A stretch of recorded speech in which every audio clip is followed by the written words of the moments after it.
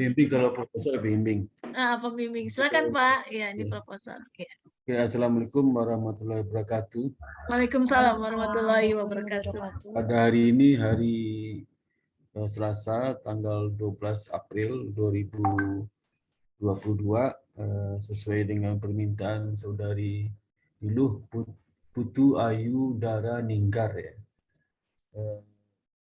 Indonesia Bikin School mengadakan sebuah proposal melalui program studi akuntansi di mana saudari Niluh mengajukan judul proposalnya itu pengaruh good corporate governance terhadap konservatisme akuntansi pada bank umum konvensional ke publik. Di mana pada hari ini Indonesia Business School sudah menugasi saudara Dr. Wiwi Idawati, SA MSc AK SCA, dan saudara Lidiana Sufina, SA AK MSc, masing-masing sebagai dosen pembahas 1 dan dosen pembahas 2. Saya sebagai pembimbing sekaligus sebagai penguji nantinya. Pada kesempatan ini nanti kami mengharapkan dari kedua ibu dosen ini bisa memberikan masukan yang lebih konstruktif ya untuk supaya proposal mahasiswa program 1 bisa lebih baik ya. Baik. Saja kita sesuai batasan-batasan untuk program anak S1. Ya. Untuk itu nanti kami persilahkan Niluh melakukan presentasi selama 15 menit atau ya paling lama 20 menit lah ya. 15 menit. Karena pada prinsipnya ibu-ibu dosen dari BPS, Bu Iwi dan Ibu Lidiana sudah membaca ya. Jadi sudah tahu sebenarnya. Cuman melihat bagaimana pemahaman presentasi dari Niluh dan juga hal yang perlu diberikan masukan-masukan supaya lebih baik lagi ya. Tentu saja ibaratnya pepatah kuno ya, tak ada gading tak retak ya. Jadi pasti ada ketidaksempurnaan itu dari mana. Dan selalu di dalam metode itu dikatakan tak ada satupun tulisan ilmiah, artikel, riset yang sempurna ya, sempurna. Tentu saja berbeda perspektif antara si penulis sama si pembaca dan sebagainya. Tapi semana si penyusun itu bisa meyakinkan bahasa saat inilah yang bisa dilakukan gitu, dengan berbagai argumen dan seterusnya. Untuk itu kepada Niluh kami persilakan presentasi dan terima kasih juga kepada Ibu Dr. Idawati dan Ibu Lidia Sufina sudah datang hari ini dan juga kita ucapkan selamat kepada Niluh ya sudah sampai pada tahap seminar proposal karena saat bimbingan dimulai bulan apa? Bulan Maret, Februari, lupa saya. Maret, April, Februari kayaknya. Februari Pak SK-nya Februari. Februari 4 minggu keempat kayaknya. Iya. Keempat ya. Termasuk cepat lah ini udah proposal. Ya, kita diburu target nih. Dia mau merit saja. Niluh ini cepat-cepat selesai. Kalau suami udah menunggu di pintu pagar masuk rumahnya. Oh iya. Lulus belum kita teriak di pagar. Suami di pagar. Lulus belum Niluh? Belum nih, cepat dong kita mau merit nih gitu ya. Habis itu suami pergi lagi. Terus baru datang lagi suaminya teriak lagi, Niluh udah selesai belum? Belum, cepat dong, saya udah gak tahan nih gitu ya. Gitu. Dan itu terjadi sama Niluh, harus buru-buru Bu Iwi. Jadi gitu ya, makanya itu kalau saya tahan nanti kan dikira melanggar hak azazi manusia. Itu kan haknya sebagai manusia, pengen merit, pengen punya anak, pengen suami gitu. Benar-benar Pak. Bisa berani nahan dia ya. Udahlah kamu aja ya. Itu sudah sebut terjadi. Jadi dulu ya, jadi dulu udah tahu gitu ya. Iya, cepat. Silakan Niluh, silakan Niluh. Iya, silakan Niluh. Saya izin share screen ya Pak Bu. Iya, silakan.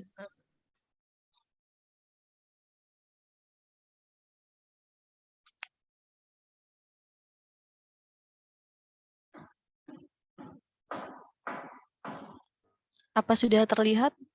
Ya, terlihat. Sudah. Bismillahirrahmanirrahim. Assalamualaikum warahmatullahi wabarakatuh. Waalaikumsalam warahmatullahi wabarakatuh. Selamat sore dan salam sejahtera bagi kita semua. Pertama-tama saya ingin mengucapkan terima kasih terutama kepada Bapak Sparta selaku dosen pembimbing saya, Ibu Idawati dan Ibu Diana Sufina selaku dosen penguji saya pada hari ini. Terima kasih juga kepada Mbak Devita yang telah membantu pelaksanaan sempro saya, serta para audiens yang telah hadir pada sore hari ini. Saya Nilu Putwayudara Ninggar, mahasiswi akuntansi 2018, ingin mempresentasikan proposal skripsi saya yang berjudul Pengaruh Good Corporate Governance terhadap konservatisme akuntansi pada bank umum konvensional Go Public. Latar belakang saya melakukan penelitian ini adalah PSAK sebagai standar pencatatan akuntansi di Indonesia menjadi pemicu timbulnya penerapan prinsip konservatisme. Pengakuan prinsip konservatisme di dalam PSAK tercermin dengan terdapatnya berbagai pilihan metode pencatatan di dalam sebuah kondisi yang sama. Hal tersebut akan mengakibatkan angka-angka yang berbeda dalam laporan keuangan, yang pada akhirnya akan menyebabkan laba yang cenderung konservatif. Kemudian, salah satu faktor yang sangat menentukan tingkatan konservatisme adalah komitmen manajemen dan pihak internal perusahaan dalam memberikan informasi yang transparan, akurat, dan tidak menyesatkan bagi investornya. Hal tersebut merupakan bagian dari implementasi Good Corporate Governance. Perusahaan harus menerapkan tata kelola perusahaan yang baik atau Good Corporate Governance dalam menjalankan kegiatan usahanya. Semakin baik penerapan Corporate Governance dalam perusahaan, maka diharapkan akan mengurangi perilaku manajemen bersifat oportunistik, sehingga informasi dalam laporan keuangan disajikan dengan penuh kehati-hatian. Dengan demikian, laporan keuangan akan menyajikan informasi yang benar dan dapat diandalkan. Salah satu contoh kasus kecurangan manajemen dalam penyajian laporan keuangan yang overstate di perbankan Indonesia adalah kasus PT Bank Bukopin Tbk yang melakukan kesalahan dalam penyajian laporan keuangan tahun buku 2016. Kesalahan tersebut mengakibatkan overstatement sebesar 896,44 miliar pada laba bersih, dari yang seharusnya 183,56 miliar namun dicatatkan sebesar 1,8 triliun. Selanjutnya, kontribusi penelitian. Penelitian ini merupakan replikasi dari jurnal Hajawiyah et al. Tahun 2021 dengan judul The Effect of Good Corporate Governance Mechanism on Accounting Conservatism with Leverage as a Moderating Variable. Kontribusi penelitian ini adalah yang pertama, penelitian ini menggunakan bank umum konvensional sebagai objek penelitian. Yang kedua, penelitian ini menggunakan data dari tahun 2017 sampai 2021. Yang ketiga, penelitian ini menambahkan variabel komite audit sebagai mekanisme good corporate governance. Dan yang keempat, penelitian ini menambahkan variabel control leverage dan ukuran perusahaan atau firm size. Selanjutnya, rumus masalah dalam penelitian ini adalah yang pertama, apakah kepemilikan institusional berpengaruh positif signifikan terhadap konservatisme akuntansi? Yang kedua, apakah kepemilikan manajerial berpengaruh positif signifikan terhadap konservatisme akuntansi? Yang ketiga, apakah komisaris independen berpengaruh positif signifikan terhadap konservatisme akuntansi? Yang keempat, apakah komite audit berpengaruh positif signifikan terhadap konservatisme akuntansi? Berikutnya, tujuan penelitian ini adalah yang pertama untuk mengetahui dan mengumpulkan bukti empiris tentang pengaruh kepemilikan institusional terhadap konservatisme akuntansi. Yang kedua, untuk mengetahui dan mengumpulkan bukti empiris tentang pengaruh kepemilikan manajerial terhadap konservatisme akuntansi. Yang ketiga, untuk mengetahui dan mengumpulkan bukti empiris tentang pengaruh komisaris independen terhadap konservatisme akuntansi. Yang keempat, untuk mengetahui dan mengumpulkan bukti empiris tentang pengaruh komite audit terhadap konservatisme akuntansi. Selanjutnya, penelitian ini dilakukan dengan harapan dapat bermanfaat bagi penulis, perusahaan, investor, dan bagi masyarakat. Selanjutnya masuk ke bab 2, penelitian ini menggunakan agensi teori sebagai grand teori. Jensen dan Meckling tahun 1976 pertama kali memaparkan teori agensi, yakni sebuah kontrak yang melibatkan satu orang atau lebih atau prinsipal yang memberikan perintah kepada orang lain atau agent untuk melakukan jasa atau pekerjaan atas nama prinsipal dan memberikan wewenang kepada agen untuk membuat keputusan terbaik untuk prinsipal. Di mana prinsipal dalam teori ini adalah pemegang saham, sedangkan agen adalah manajemen perusahaan. Penelitian ini mengaplikasikan teori keagenan dikarenakan menggunakan konservatisme akuntansi sebagai variabel dependen yang digambarkan dari laporan keuangan. sehingga dapat mengakibatkan timbulnya asimetri informasi antara manajer, agen, dan pemilik perusahaan atau prinsipal untuk kepentingan masing-masing. Pemegang saham akan berfokus pada bertambahnya hasil keuangan dan investasi di perusahaan, sedangkan manajer akan berfokus pada kompensasi keuangan yang diberikan oleh perusahaan atas prestasinya.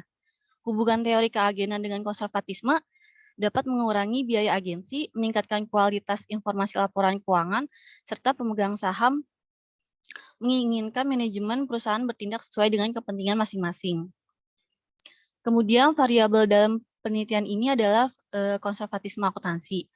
Watts tahun 2003 mendefinisikan konservatisme sebagai prinsip kehati-hatian dalam pelaporan keuangan di mana perusahaan tidak terburu-buru dalam mengakui dan mengukur aktiva dan laba serta segera mengakui kerugian dan hutang yang mempunyai kemungkinan terjadi.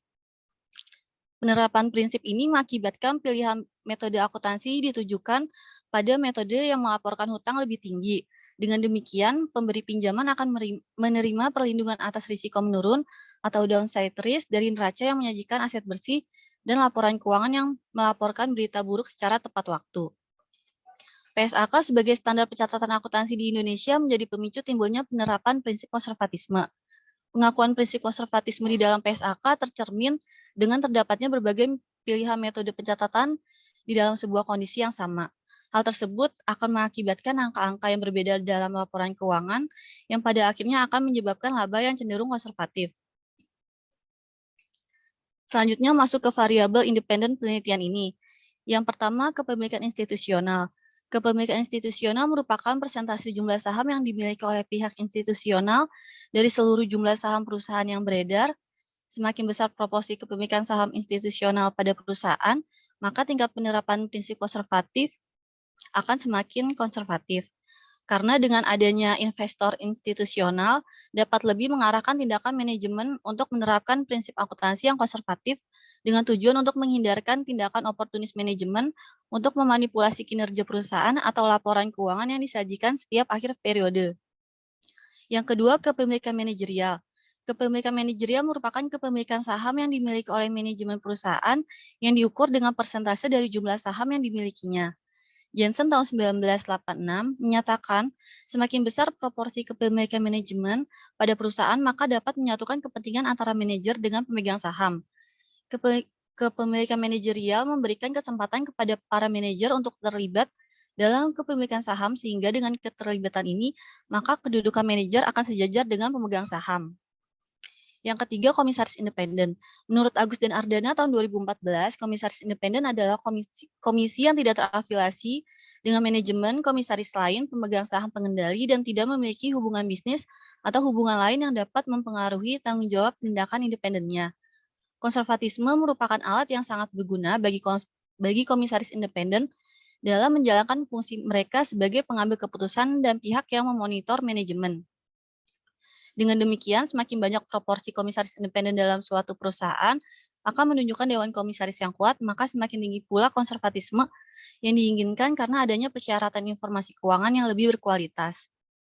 Variabel independen yang terakhir, komite audit. Menurut Ikatan Komite Audit Indonesia atau IKAI, komite audit adalah suatu komite yang bekerja secara profesional dan independen yang dibentuk oleh dewan komisaris dan dengan demikian tugasnya dalam membantu dan memperkuat fungsi Dewan Komisaris dalam menjalankan fungsi pengawasan atas proses pelaporan keuangan.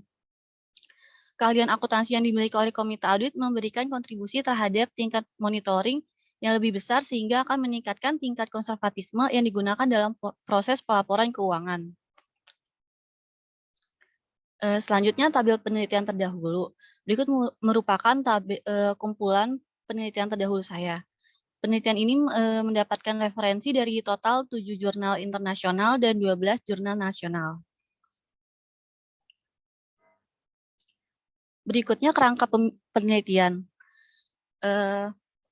Kerangka pemikiran ini terdiri 4 variabel independen, yaitu kepemilikan institusional, kepemilikan manajerial, komisaris independen, dan komite audit. Kemudian ada 2 variabel kontrol, yaitu ukuran perusahaan dan leverage, serta variabel dependennya konservatisme akuntansi. Kemudian pengembangan hipotesis pada penelitian ini, yang pertama kepemilikan institusional berpengaruh positif signifikan terhadap konservatisme akuntansi. Yang kedua, kepemilikan manajerial berpengaruh positif signifikan terhadap konservatisme akuntansi. Hipotesis ketiga, komisaris independen berpengaruh positif signifikan terhadap konservatisme akuntansi. Hipotesis yang keempat, komite audit berpengaruh positif signifikan terhadap konservatisme akuntansi. Selanjutnya masuk ke bab 3. Objek penelitian ini adalah bank umum konvensional yang terdaftar di Bursa Efek Indonesia periode 2017 sampai 2021.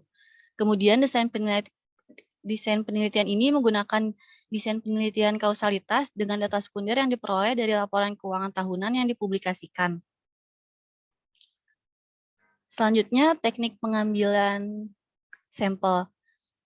Teknik pengumpulan data yang digunakan dalam penelitian ini adalah metode dokumentasi dengan teknik pengambilan sampel yang menggunakan purposive sampling. Kriteria pengambilan sampel pada penelitian ini yang pertama, bank umum konvensional terdaftar di Bursa Efek Indonesia periode 2017 sampai 2021. Yang kedua, perbankan yang menyajikan laporan keuangan dalam mata uang rupiah. Yang ketiga, perbankan yang menyajikan laporan tahunan secara rutin selama periode penelitian. Yang keempat, terdapat kelengkapan data sehubungan dengan variabel-variabel yang digunakan selama periode penelitian. Selanjutnya, operasional variabel. Konservatisme akuntansi sebagai variabel dependen diukur menggunakan market to book ratio dengan rumus market value of common equity dibagi book value of common equity. Kemudian variabel independen yang pertama, kepemilikan institusional diukur dengan jumlah saham yang dipegang oleh investor institusi dibagi jumlah saham yang beredar. Selanjutnya, kepemilikan manajerial diukur dengan jumlah saham yang dipegang oleh manajemen dibagi jumlah saham yang beredar. Yang ketiga, komisaris independen diukur dengan jumlah komisaris independen dibagi jumlah komisaris. Yang keempat, komite audit diukur dengan jumlah komite audit yang dimiliki oleh perusahaan. Kemudian variabel kontrol yang pertama, leverage, diukur menggunakan rumus total debt dibagi total aset. Yang kedua, ukuran perusahaan diukur dengan log natural total aset. Selanjutnya, teknik pengolahan dan analisis data. Teknik pengolahan data pada penelitian ini akan menggunakan aplikasi pengolah data IView 9. Analisis data menggunakan analisis statistik deskriptif, uji asumsi klasik yang terdiri dari uji normalitas, uji multikoleniaritas, uji autokorelasi, dan uji heteroskedasitas. Penelitian ini juga menggunakan analisis regresi linier berganda dengan persamaan penelitian sebagai berikut.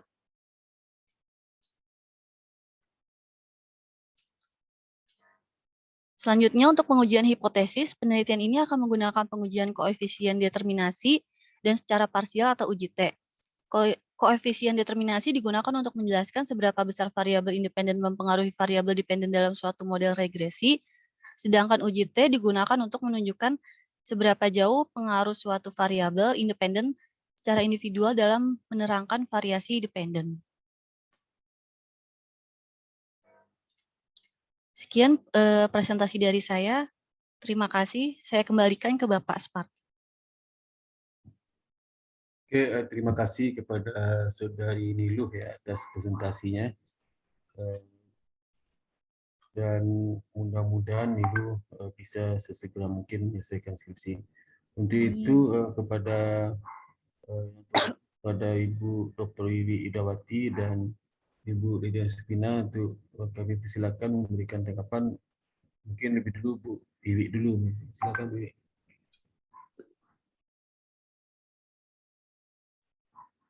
Unmute Bu. Terima kasih Pak Sparta atas waktunya. Saya izin dulu ya Bu Vina ya, duluan nanti Bu Vina. Oke, siapa? Niluh ya. Judulnya pengaruh good corporate component terhadap konservatisme akuntansi pada bank umum konvensional ya. Yang go public ini sama dengan yang terdaftar ya di Bursa Efek Indonesia ya. Iya Bu. Seperti itu ya. Oke, ini pasti kan kalau kita meneliti pasti ada yang mau kita apresiasi ya dari hasil penelitian kita ini gitu ya. Siapa Niluh ya. Nah ini biasanya kita kalau penelitian ini ada nggak sih novelty-nya gitu ya, keterbaruannya apa nih di sini? Niluh. Pada penelitian ini ada keterbaruannya nggak?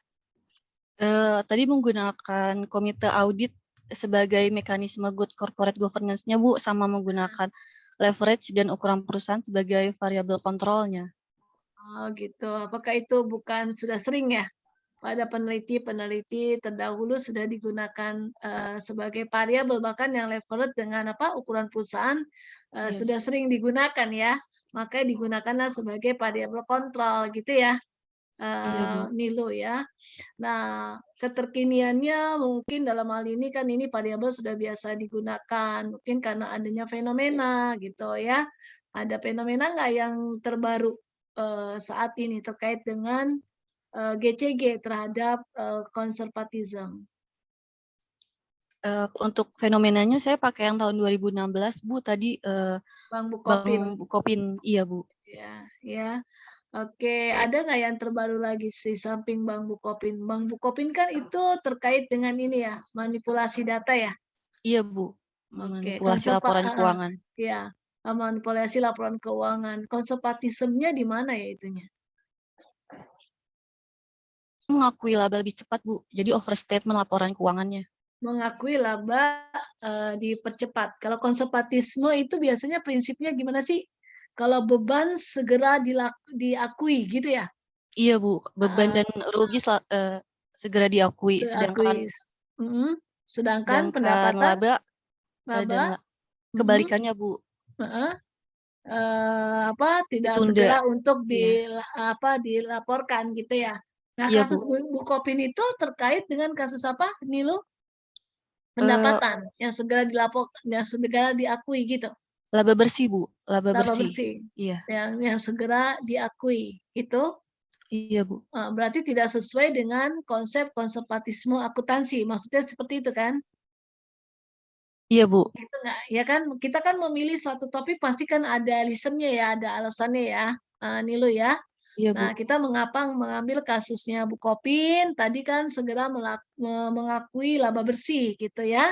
Nah, ini Iya. berarti tidak sesuai dengan konservatisme. Nah, tahun 2016 nih. Nah, yang tahun-tahun sedekat ini ada nggak yang terkait dengan kasus itu? Ini bank ya? Iya, Bu. Bang. Ya, nah, berarti Untuk kalau yang sampai paling baru nggak ada. Nggak ada, Bu.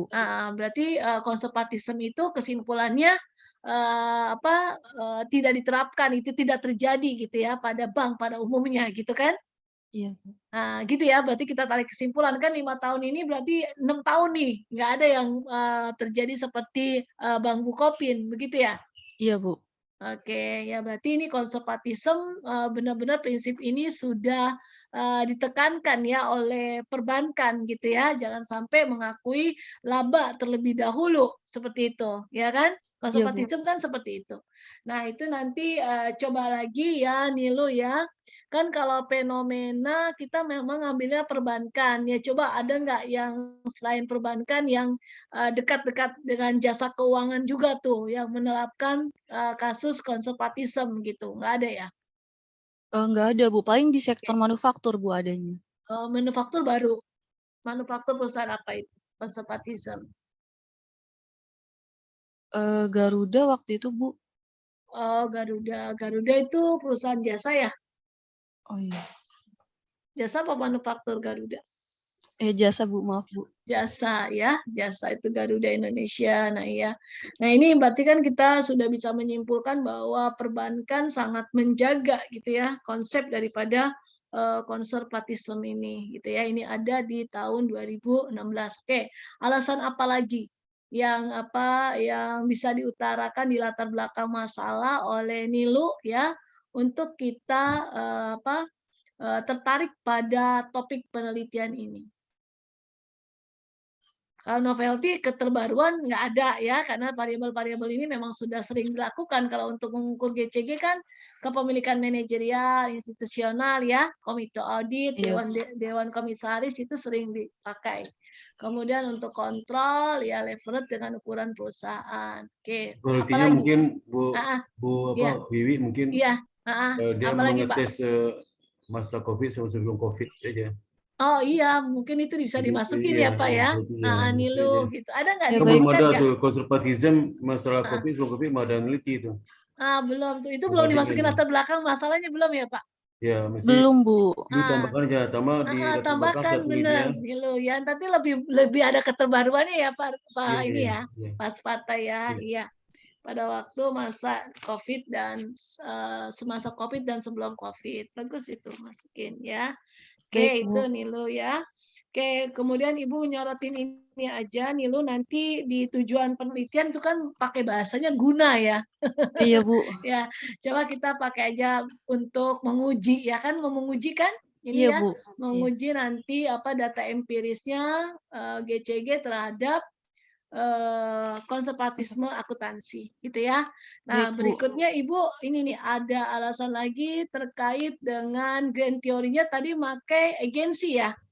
Iya, Bu. Heeh. Pakai agensi. Oke, cukup dengan agensi atau ada yang lain nggak? Misalnya signaling atau apa gitu, stakeholder? Ada kepentingan nggak dengan konservatisme ini? Agensi aja sih, Bu. Kenapa agensi aja? Eh, Karena ngelihat laporan keuangannya sebagai konservatisme akuntansi, Bu. Konservatisme. Kan nanti kalau dia sudah menerapkan laporan keuangan itu sesuai dengan prinsip akuntansi yang berlaku umum gitu ya, Iya, berarti Bu. kan akan memberikan sinyal ya nantinya ya kepada para pengguna laporan keuangan, benar nggak? Iya, Bu. Nah, coba baca dulu jurnal-jurnalnya. Berapa jurnal tadi kan banyak katanya ada 15 ya? Apa 17 ya? Ada berapa jurnal? Bu. 19. 19 tuh malahan banyak ya. Coba perhatikan untuk grand teorinya di artikelnya biasanya ada grand teori yang diterapkan di situ ya. Di Baik, samping Bu. agensi itu ada teori apa saja. Nah, kemudian di sini kalau Ibu lihat tadi hasil penelitian yang 19 itu yang terbaru tahun 2020 ya. Iya, Benar Bu, nggak? yang hajawiyah. Tahun 2020 itu ngambil jurnal dari apa nih? Sinta atau yang bereputasi Scopus gitu apa bukan? Francis itu, Bu, untuk jurnal internasional. Oh, jurnal internasional ini. Tapi Eh, penulisnya orang Indonesia. iya, Hajawiyah. iya, Bu. Oh, ini.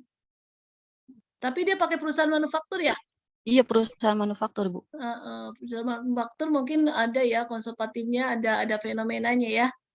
Iya, Bu. Oke, nah makanya itu ya, apakah tepat nggak dengan perbankan? Karena sampai tahun segini perbankan nggak ada kasus lagi konservatisme ya. Cuman Iya, adanya adalah di tahun 2016 ya. Nah, unit iya, analisisnya Bu. nanti tepat nggak nih kalau konservatisme itu di perbankan gitu. Ya, karena kan memang perbankan kan kalau untuk peraturannya itu kan sangat ketat ya dari Bank Indonesia ya. Kemudian juga pengawasannya dari OJK gitu. Makanya kasus seperti konservatisme ini apa tidak terjadi lagi setelah Bank Bukopin gitu ya.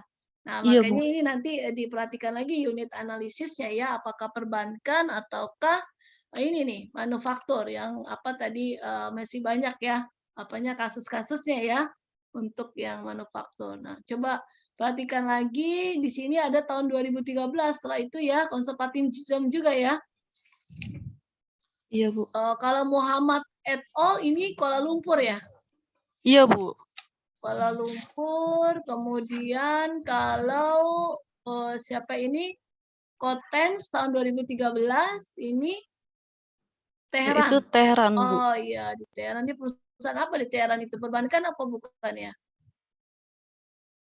Dia nggak nyebutin spesifiknya, Bu, cuman semua perusahaan yang ada di Teheran, dia bilang. Iya, oke.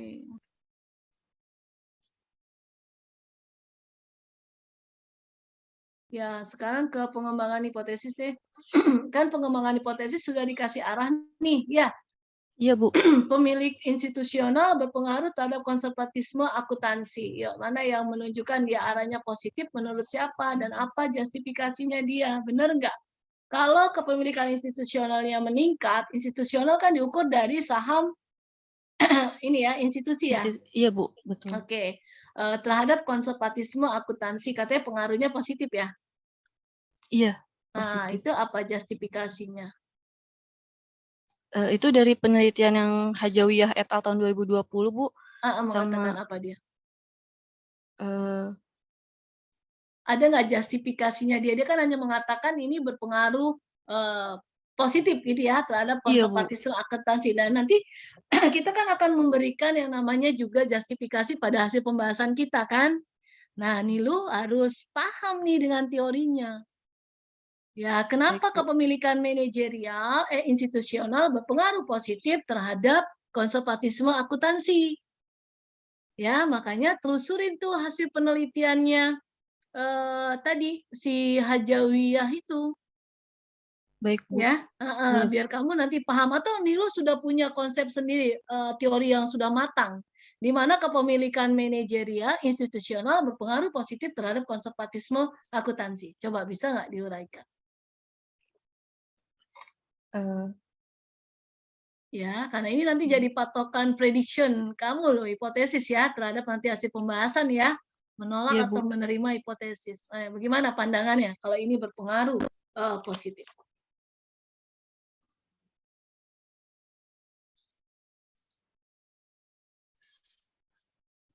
Sudah ada pemahaman nggak dari peneliti sendiri ya ketika ini dikatakan institusional berpengaruh positif terhadap konservatisme akuntansi. Nah, ya. Sebenarnya nggak apa-apa untuk S1 kan pengujian hipotesis ya, replikasi ya. Nah, baca tinggal jurnalnya secara mendalam nih loh, ya. Iya, Bu. Apa Baik, yang Bu. diartikan dengan dia berpengaruh positif ya. Jadi tambahkan lagi tuh interpretasinya dia nih loh, Iya, Bu. ya. Baik, Bu. Oke. Ya. Begitu juga dengan yang manajerial. Pengaruhnya kan katanya positif juga ya. Iya, Bu. Nah, apa justifikasinya dari pengaruh kepemilikan manajerial terhadap konservatisme akuntansi? Udah paham belum? Nah, ini kan sahamnya si ini nih, sahamnya si manajemen, ya. Manajer. Iya, Bu. Apa tuh? Bagaimana ke konservatismenya? Paham nggak?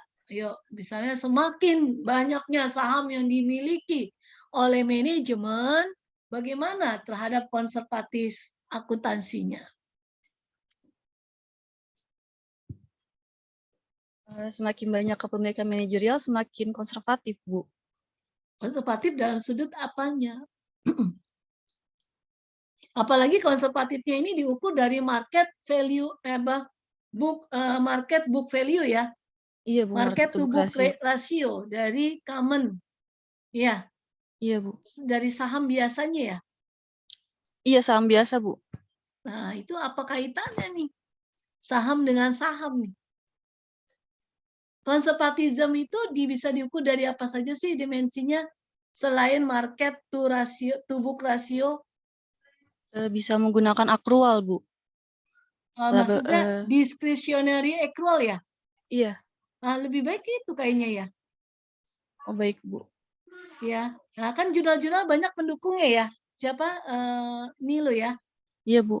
Karena itu kalau kita lihat saham diukurnya dari saham, sedangkan kamu mengambil GCG-nya saham semua tuh ya. Kepemilikan institusional kan saham ya.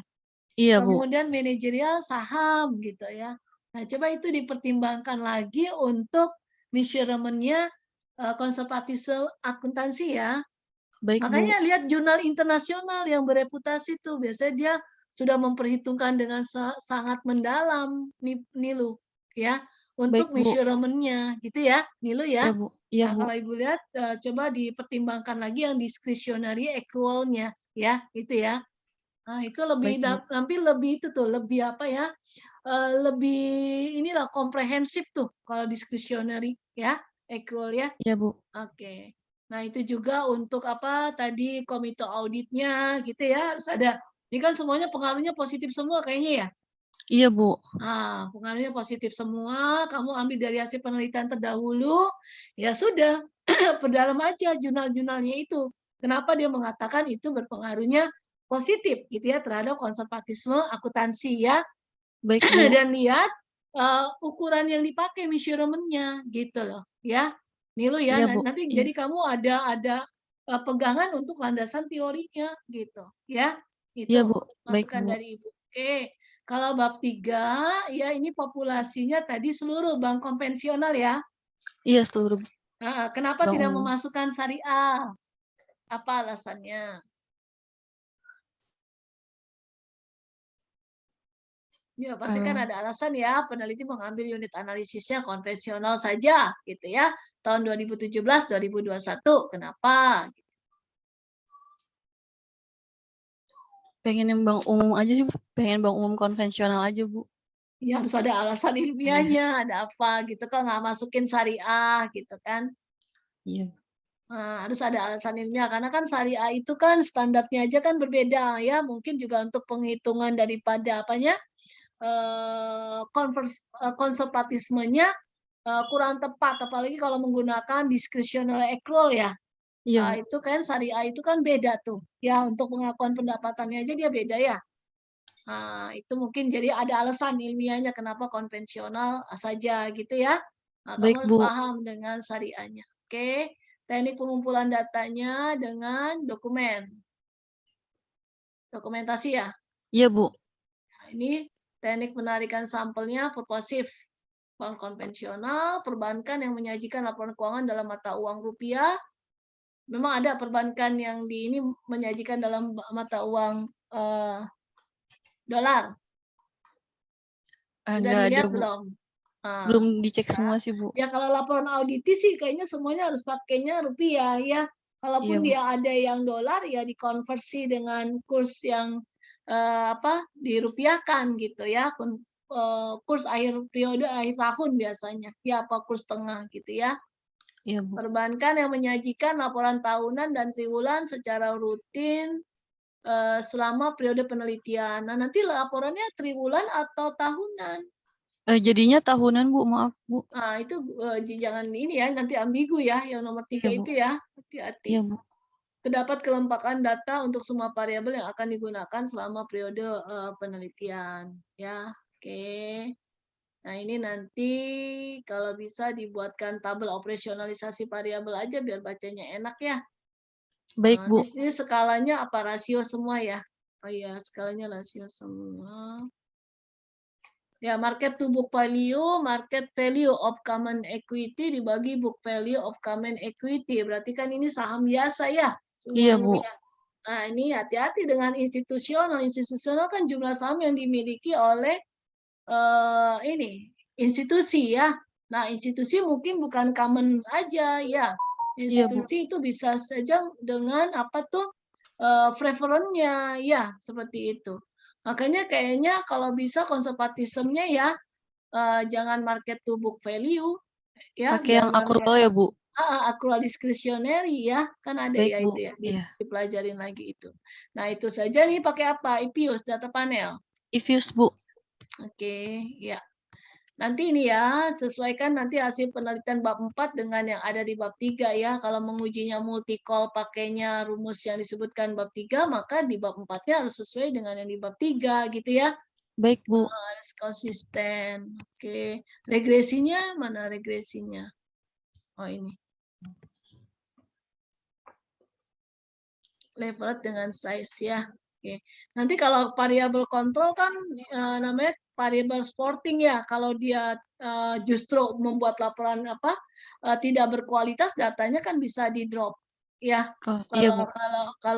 Kalau kontrol ya pakai yang bisa mensporting data aja menjadi data berkualitas ya. Baik, Bu. Oke, dari saya sih cukup ya. Ibu sih judul sudah setuju, cuman tadi pengukuran yang konservatismenya ya.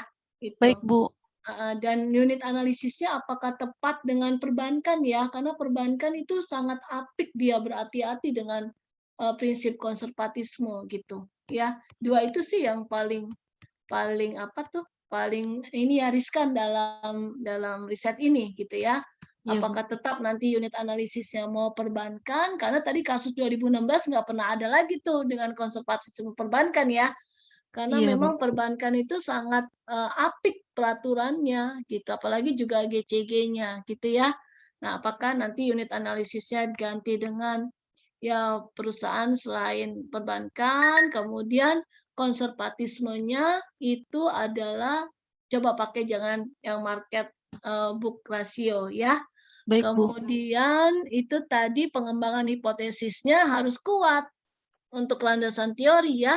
Apakah Bu. berpengaruh positif itu ya memang yang melandasi hubungan antara independen ke dependennya. Itu ya.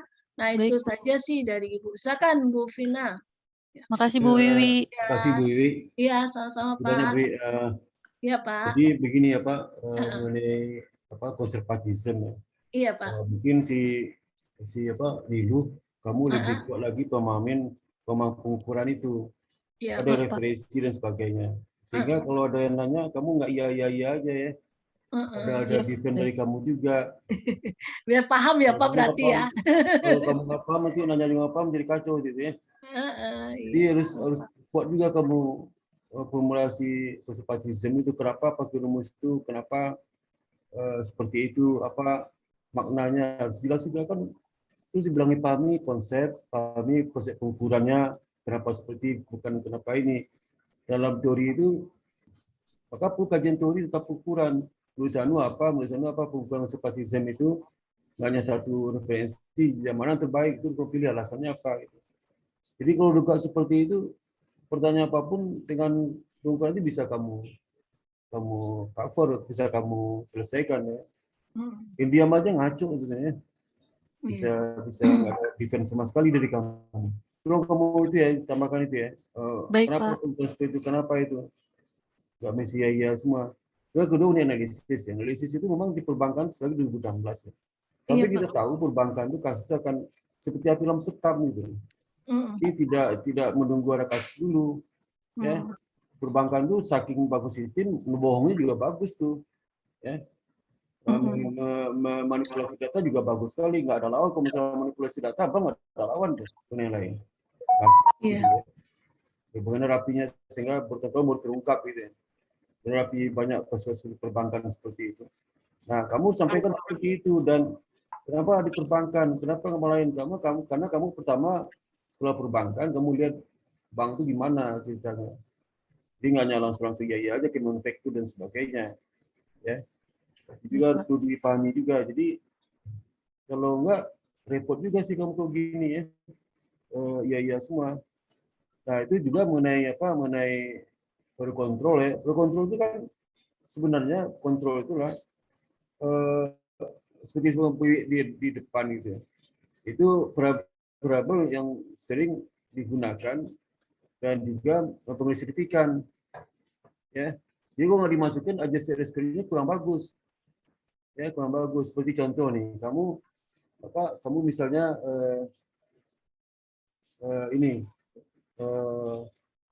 prestasi di sekolah, prestasi IPK kamu di kampus ya. Apa dampak dari waktu yang disediakan untuk belajar dengan IPK kamu di kampus. Itu kamu meneliti.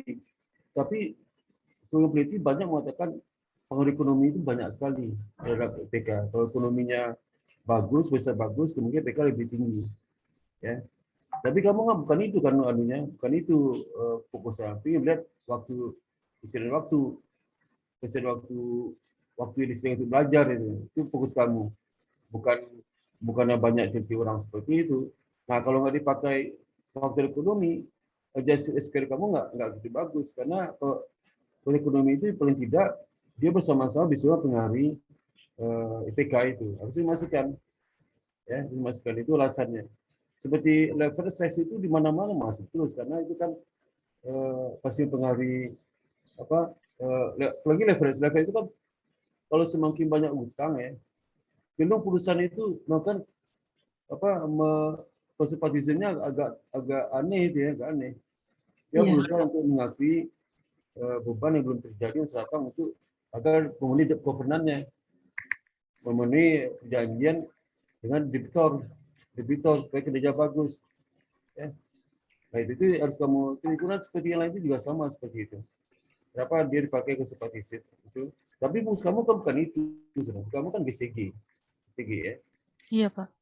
GCG kalau di awal tahun 90-an itu leverage itu bisa variabel utama. Ya. Jadi setelah banyak sekali meneliti ya dianggap terkontrol. GCG itu banyak juga meneliti terhadap simpatisan, tapi hasilnya nggak ada yang mapan kan, nggak ada mapan hasilnya. Karena GCG itu banyak ke perilaku dan sebagainya ya, banyak juga moral hazard ya. Jadi agak perlu pembuktian bertahun-tahun itu bisa mendapatkan story yang mapan. Bahasa GCG itu dampaknya ini. Dulu waktu ses itu waktu 90-an banyak nggak mapan hasilnya. Dulu bertahun-tahun hasilnya mapan. Ya. Dengan ses leverage itu terhadap dependent variable tertentu sudah mapan. Sama sih waktu ses 2 atau 90-an dulu. Ses itu banyak sekali yang signifikan lah, nggak signifikan, negatif positif. Leverage juga sama. Dicoba yang garis lurus, dicoba yang non linear juga sama. Nah sekarang kan kalau banyak penelitian pasti sentikan lah ya, banyak seperti karena apa? Karena masalah sudah sophisticated memahami arti dari data-data itu. Ya. Nah, itu kamu harus tahu. Jadi memang kelemahan D1 itu defense-nya kurang. Pertama takut sama dosen. Ya. Yang kedua nggak pede, ya. Karena memang skripsi S1 itu basic ilmunya nggak ada sebenarnya di S1, nggak ada sebenarnya basic ilmu. Basic ilmunya tinggi itu udah kredit, sistem informasi audit itu sebenarnya. Kalau mengenai ilmu buang sama ini mana ada, metode cuma tiba-tiba datang gitu ya, materi itu menyebabkan sehingga lemah mereka dalam mendefense itu. Tapi S2 kan ada ilmunya. S2 kita sering belajar tiap mata kuliah itu semestinya di setiap mata kuliah itu selalu ada membahas jurnal tuh. Iya Pak. Spina itu. Nah, jadi itu harus hati-hati juga dari satu ini. Iya, Jadi kamu menambahkan mungkin Bu Wiwi, menambahkan alasan kuatnya apa dan menambahkan di bab 2 itu mengenai basic teorinya yang lebih kuat. Iya Pak. Sekarang di Bu Wiwi, mahasiswa itu nontek di jurnal. Jurnal itu kalau bahas teori terkait dengan variabel kan cuma definisi doang. Iya benar. Masuk pada enggaknya itu masuk berbagai sumber, kemudian pengukuran berbagai sumber, kemudian mengenai artikel pengukuran, mengenai data independen juga ada itu. Nah, itu nggak dapat. Maka di dalam metode itu hati-hati kasih tahu ke mahasiswa itu. Kita bikin jurnal dan bikin laporan penelitian itu. Benar. Itu makanya Nilu itu pelajarannya kamu harus lengkap lah. Jadi di setiap bimbingan harus sampaikan ke mahasiswa. Tapi mahasiswa nggak bisa sendirian aja karena saya kejar waktu kan kalau kapan lulusnya. Itu Bu Wiwi ya. Iya Pak. Masukan Bu Wiwi ya. Iya terima kasih Pak. Sama-sama. Iya Pak. Jadi itu juga bagi Diluh ya. Iya Pak. Iya. Oke, silakan Bu Vina. Silakan Bu Vina. Oke, terima kasih Pak Sparta, Bu Wiwi. Niluh, selamat ya. Terima kasih Bu. Bentar lagi selesai ya. Yang jelas satu tahap lagi. Mata kuliah udah habis kan? Iya Bu, udah. Jadi saya cuma nambahin aja. Ini sebenarnya udah bagus ya Niluh ya. Idenya bagus. Menurut saya pemaparan Niluh udah bagus. Cuman yang saya hanya nambahin dikit ya dari yang Bu Wiwi udah lengkap. Tadi nambahnya saya nambahin dikit tentang periode waktu ya.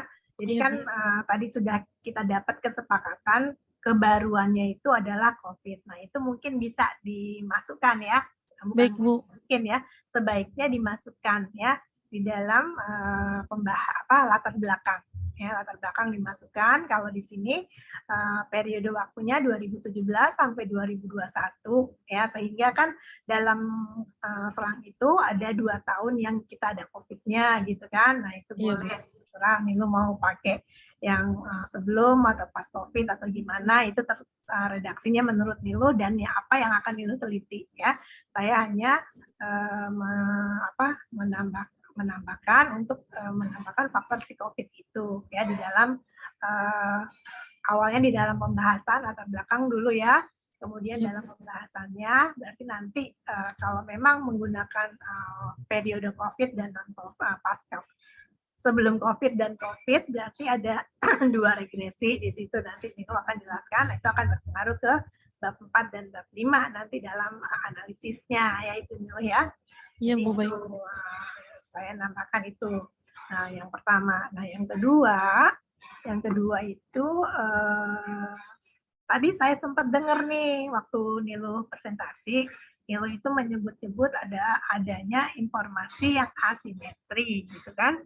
Ya nggak? Tadi Nilu ngomong itu nggak? Atau saya salah dengar? Iya, Bu. Oke, terus saya cari-cari nih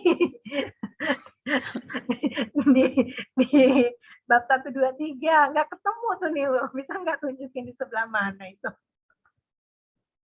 Oh iya, Bu. Ada nggak? Kayaknya belum dimasukin, Bu, di Nah, Word-nya. itu.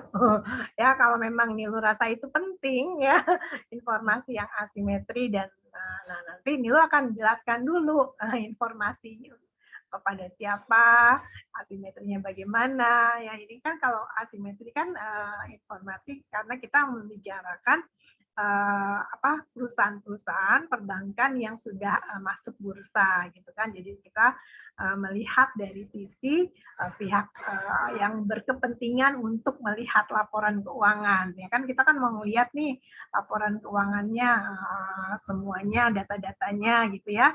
Jadi apakah dia ini sebenarnya itu hubungannya lagi kalau mau kita dekatkan hubungannya dengan pasar modal gitu loh. Pasar modalnya dalam tahapan yang mana kan ada 3 ya, ada 3 jenis pasar modal yang kuat, semi strong ya, yang lemah kan gitu. Nah, Indonesia masuk mana baru masuk ke informasi yang asimetri dan asimetri itu gitu ya Nilo ya. Baik, Bu. Kalau mau ditambahkan seperti itu nanti urut-urutannya gitu ya. Saya hanya melengkapi aja. Benar dari tadi saya ngubek-ngubek scroll atas scroll bawah. Mana ini informasi nggak ketemu? Oh benar, berarti benar kirain Kak gara-gara saya puasa nih, jadi saya agak lemot. Maaf Bu. Oke ya, berarti benar memang nggak ada. Ya itu aja ditambahkan aja dalam. Oke, yang terakhir nggak banyak-banyak nih saya puasa soalnya. Apa Vin? Tambahkan Cing, nggak dengar hujan lebat sini Vin. Apa Vin? Itu tentang informasi yang asimetri itu Pak. Ya kan tadi di bab 2-nya. Nah ya, kan tadi dia menjelaskan tuh, tapi belum kelihatan di dalam laporannya, di dalam bab 1, 2, 3. Oh di bab 1. Bab 1 bab 2. Di bab 1 dulu kali sedikit Pak, disinggung, kemudian di bab 2-nya. Gitu. Di sub apa? Di sub apa? Sub sendiri itu mana? Di sub apa tuh? Kalau di bab 2-nya di sub sendiri kayaknya Pak. Ngomongin tentang itu dulu, hipotesis pasar modal dulu kalau dia mau sampaikan itu gitu. Hipotesis dia bagi hipotesis. EMA. Bagi hipotesis. Efisien pasar market hipotesis itu loh Pak. Kan baru masuk nanti ke itu apa market hipotesis? Ada sub baru, ada sub di situ. Dia ada sub market hipotesis. Dia belum menyebutkan itu. Kalau memang mau dimasukkan, pakai itu Pak, sub EMH itu. Di sub sendiri. Supaya bisa masuk tambah sub baru. Ya, gitu. Sub baru tentang market hipotesis. Teori. Ya. Yang terakhir berarti gini. Yang kedua apa, Vin? Oh, yang pertama itu yang kedua. Yang pertama tadi masukkan periode COVID dan non COVID Pak. Oh tadi itu ya, yang masuk sama Wiwi tadi itu ya. Ya, nambahin aja, ngingetin lagi di latar belakang dan di bab 45-nya. Terus yang terakhir ini tentang GCG-nya ya Niluh ya. Nah, GCG mungkin Niluh jabarkan dulu GCG-nya ini proksinya apa aja yang ada ya. Nah, kemudian yang akan dipilih kan kalau ini tiba-tiba langsung ngambil 4 proksi itu ya, 4 proksi. Iya, Bu. Ya, gitu kan. Kan nggak semuanya kan. Nanti dijelaskan dulu semua proksi apa GCG ini yang termasuk GCG ini 1, 2, 3, 4. Nah, yang akan saya ambil dalam penelitian ini itu yang ini 1, 2, 3, 4 gitu ya. Itu aja. Baik, Bu. Tambahkan itu aja. Terus satu lagi seperti kata tambah apa Vin? Maaf Vin, saya harus catat isunya tadi hujan. Iya. Tambah kamu 3 apa? Yang singkatnya Vin. Yang ketiga tentang GCG-nya Pak. Dibahas dulu GCG-nya, baru nanti masuk ke yang dipilihnya gitu loh Pak. Oh, ya. masuk ke CG. Secara umum itu CG, Ya, gitu. umum, baru masuk ke bahasa. Ya, baru yang akan menjadi variabel. Belum, waduh harus itu.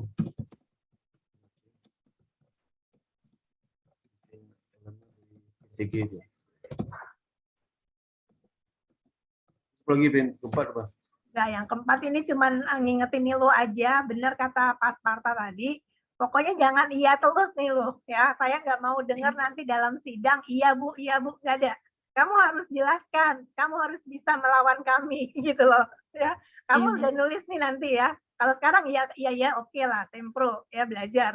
Nanti kalau kamu udah jadi nih skripsi, kita tanya angkanya dari mana, kamu nggak boleh iya loh ya. Kamu harus jelaskan, ini loh Bu, saya dari sini loh Bu, maksud saya ini loh Bu, gitu ya. Nggak mau iya terus. Janji ya. Jangan iya, kamu harus tough ya. Kamu tuh udah hampir sarjana loh. Jangan iya, yang penting saya lulus. Enggak, jangan itu. Ya, artinya apa kan ujian sidang skripsi itu sidang mempertahankan apa yang kita buat. Mati-matian kita pertahanin. Pokoknya benar gitu. Capek loh bikinnya, ngolah datanya, nyari datanya, jangan iya melulu. Ya itu aja Pak Sparta. Bu Wiwi dari saya. Makasih banyak Bu Ledi. Terima kasih kepada Mbak Vina dan Mbak Wiwi. Bu Wiwi ada tambah lagi Bu Wiwi? Cukup Pak, dari saya cukup. Ya. Terima kasih banyak masukan Ibu Wiwi, cukup bagus sekali ya Bu Wiwi. Iya Pak. Dengan kita supaya anak-anak ini supaya lebih menguasai lah apa yang dipikirnya itu ya. Dan juga tambahkan keterbaruan itu, minimal keterbaruan yang sederhana, misal prodi COVID sebenarnya nggak ada itu ya. Walaupun nggak ada keterbaruan di sisi apa konsep atau di sisi pengukuran atau di sisi pengolahan data, jadi boleh tidak yang simpel lah keterbaruan. Nah kemudian juga kepada Bu Vina terima kasih banyak juga atas masukannya. Saya sudah catat dia tadi ada 3 Bu coba. Bu tadi ada ini Bu ada 4 ya. Iya Pak. Mau COVID tambah alasan kuat setiap hipotesis tersebut ya. Alasan kuat kenapa menggunakan variable control, jelaskan dan tambahkan alasan kuat kenapa menggunakan unit analisis perbankan bukan lainnya. Itu penting sekali dulu untuk memperbaiki ya, untuk lebih bagus dan cari sumber kamu banyak banget tuanya sumber penelitian sebelumnya pasti ada di situ semua itu. Kalau ada lagi yang lain, saya ucapkan alhamdulillah, terima kasih banyak sekali lagi kepada Bu Dr. Wiwi Idawati dan Bu Vina atas kesediaannya untuk memberikan masukan. Dan nanti di ujian sidang Bu Wiwi yang memimpin apa? Iya Pak. Iya. Nah di sini kamu mengantarkan aja saya bisa memahami ya. Dan nanti Nilu ya kalau di sidang nanti jangan itu ya punya siapkan datanya, siapkan datanya, siapkan perangkatnya. Iya aja katanya Bu Vina. Iya. Nanti ditanya data nggak ada, kamu bisa di cancel ujiannya ya. Data mana nih? Nggak ada Bu di tempat komputer lain.